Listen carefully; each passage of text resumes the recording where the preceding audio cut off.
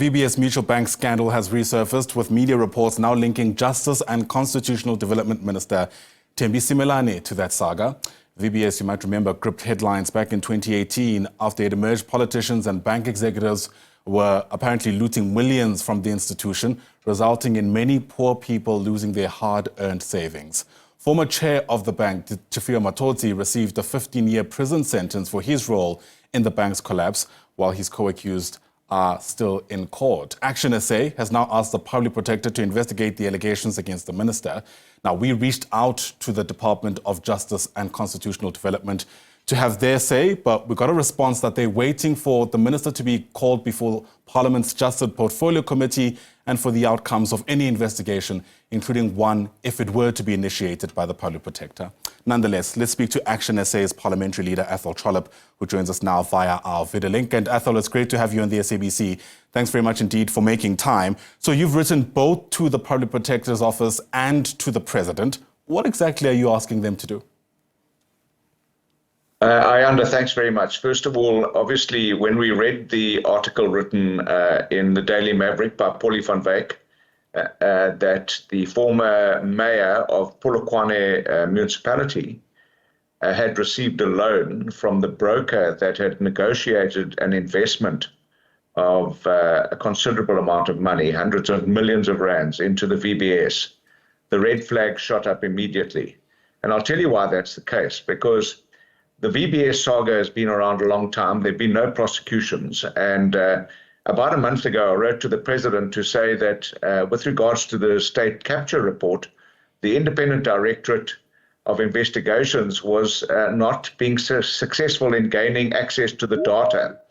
The president wrote back about a week ago to say that they've now proclaimed regulations for the data to be accessed and for prosecutions to proceed. We want to see the same thing with VBS, but what makes this really urgent is that the Minister of Justice was the then Mayor of Polokwane, and the Minister of Justice should be beyond reproach in any constitutional democracy, and there is a cloud of reproach hanging over her head now. So we wrote to the Public Protector asking her for an urgent independent investigation, and at the same time we wrote to the President so that the president is aware of what's going on, so that the president can't tell us in a few weeks' time or months' time when nothing happens that he wasn't aware of it. So we want to alert everybody. And I see that other political parties have called for other avenues to be followed, calling the minister to the committee. We want a private, independent investigation into this loan to see whether she secured a loan from illicit funds, and if indeed it was a loan.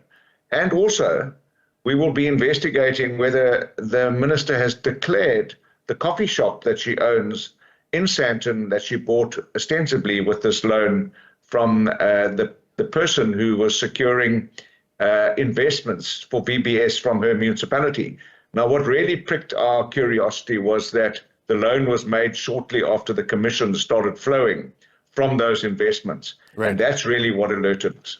Yeah, and this is either a really horrible coincidence or, in fact, this loan was dodgy. Would it be enough for ActionSA if the minister is able to provide proof that, in fact, this was a legitimate loan, it had the, requisite characteristics of a legitimate loan, and, in fact, the money was paid back? Look, I don't believe that would be adequate. We want a full investigation because, even the investment of the money at the time was ultra vires. It was done unlawfully. And then for her to then secure a loan from the same broker who had invested this money appears irregular. So, I'm not a judge and I'm not a court of law. And we as ActionSA want this to be investigated so that she is completely beyond reproach. The Minister of Justice holds a seminal position in a constitutional democracy. She presides over the National Prosecuting Authority, and she presides over the whole justice system of our country.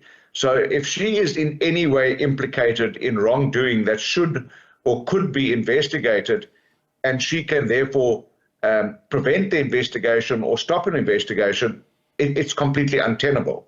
So we need her to be beyond reproach, and her own denial is simply not enough. We've had too many politicians in executive office that have denied being involved in state capture, yet there's a whole Zondo commission implicating many, many people. So a denial is not good enough. We want to find the truth. Did she get a loan from illicit cash flows? And if she did, that is illegal, and there must be consequences for that. You're insinuating she might be able to stop any kind of investigation, including one by the NPA. Are you suggesting the National Prosecuting Authority is not independent? Well, she's in charge of the NPA, so she could do anything. We've seen investigations being suppressed in this country for many, many years. So there's a lot of distrust and jaundice and skepticism. So we want to clarify that. And I believe South Africans need that to be clarified so that we are no longer skeptical and jaundiced. We've heard too many presidents telling us that they want to deal with corruption, yet we are one of the most corrupt nations in the world. And we know that many of the people that are in executive office are implicated in corruption, but none of them are ever held to account. So it's not for me to say whether that would be enough. We want it to be investigated independently and expeditiously. This moment is being, quoted by some media companies as a test for the GNU, perhaps the first of many to come. The concern that had always been raised, of course, with having a multi-party government is that in many instances, some of these organizations might have an incentive to look the other way because, frankly, they are in co-governance with some ministers implicated. And perhaps this is a case in point. And I say that acknowledging that the DA and the Good Party have apparently also released a statement calling for answers. But how worried are you, existing outside of the GNU, that there might not be enough accountability here, given the fact that we have so many of these parties in the government? I don't believe that the GNU has got anything to do with this. This is a matter of a high-ranking government officer who has been implicated in possible wrongdoing. That's got to be clarified. And if there has been wrongdoing, there needs to be accountability.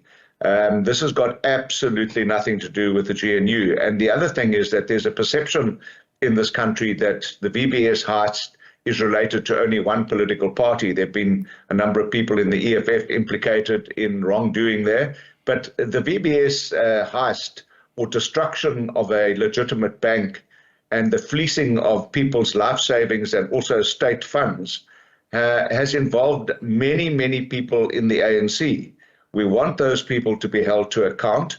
We want them to explain or not explain. There were no explanations. We want people to be held to account for stealing people's money and breaking a bank.